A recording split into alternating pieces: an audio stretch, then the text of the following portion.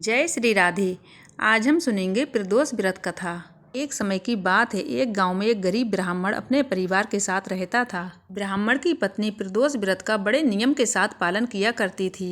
एक दिन ब्राह्मण का पुत्र गंगा स्नान करने के लिए बाहर गया था। दुर्भाग्यवश चोरों ने उसे मार्ग में घेर लिया था और ब्राह्मण के पुत्र से कहने लगे, हम तुम्हें मारेंगे नहीं, हमें तुम अपने पिता के गुप्त धन के बारे में बतला दो। ब्राह्मण के पुत्र ने चोरों से बार बार कहा कि हम गरीब परिवार से हैं, हमारे पास कोई गुप्त धन नहीं है।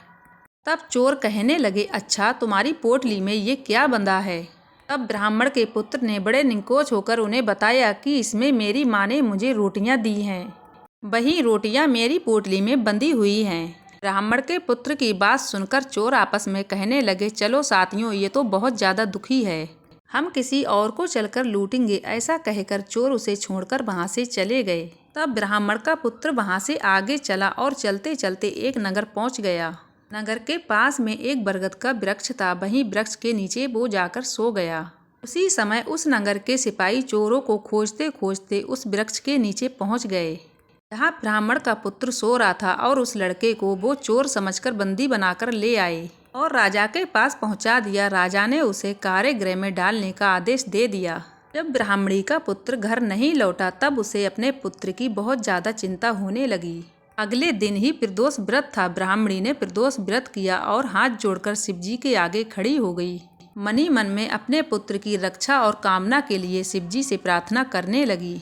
भगवान भोलेनाथ ने उस ब्राह्मणी की प्रार्थना को स्वीकार कर लिया।